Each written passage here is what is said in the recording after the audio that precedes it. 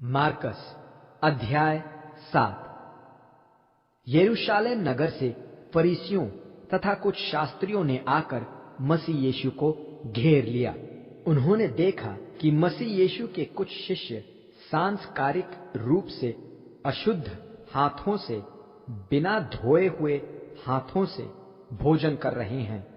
फरीसी और सभी यहूदी हाथों को भली भांति धोए बिना भोजन नहीं करते। ऐसा करते हुए वे पूर्वजों से चली आ रही प्रथाओं का पालन करते थे। हाट से लौटने पर वे स्वयं को पारंपरिक रीति से शुद्ध किए बिना भोजन नहीं करते थे। वे चली आ रही अन्य अनेक प्रथाओं का पालन करते चले आए थे, जैसे कटोरों, घड़ों तथा पकाने के तांबे के बर्तनों का धोना। फरीसियों तथा शास्त्रियों ने मसीह यीशु से प्रश्न किया, तुम्हारे शिष्य पूर्वजों से चली आ रही प्रथाओं का पालन क्यों नहीं करते?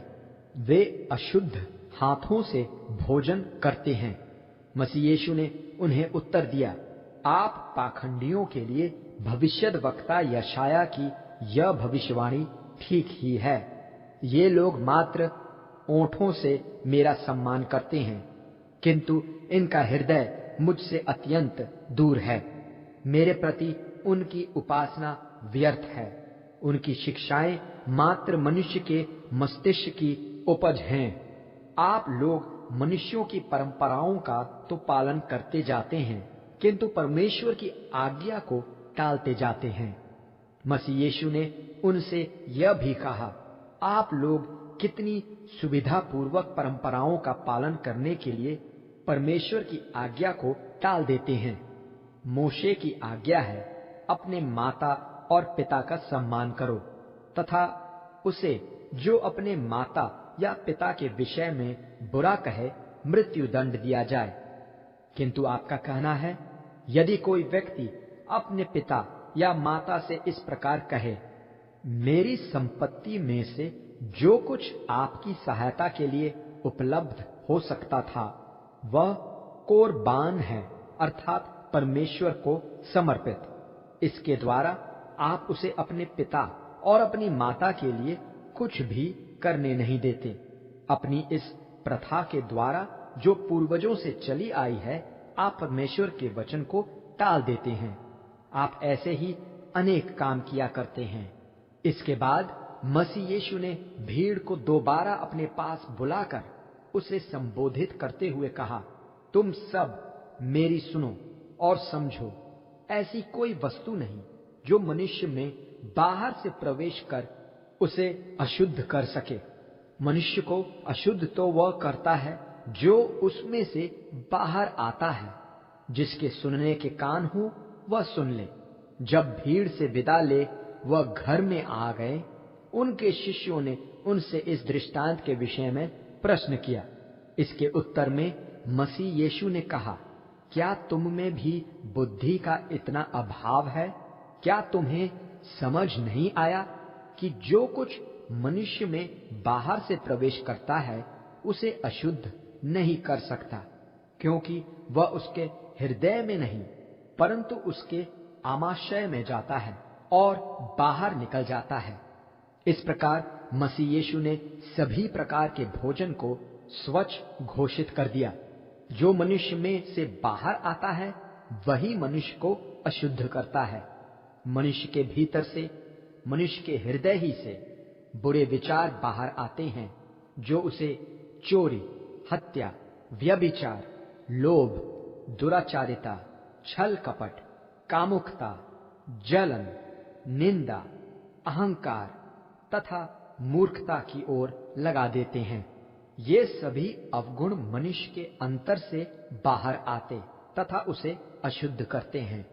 मसीह यीशु वहां से निकलकर तसोर प्रदेश में चले गए, जहां वह एक घर में ठहरे हुए थे और नहीं चाहते थे कि भीड़ को उनके विषय में कुछ मालूम हो, किंतु उनका वहां आना छिप न सका।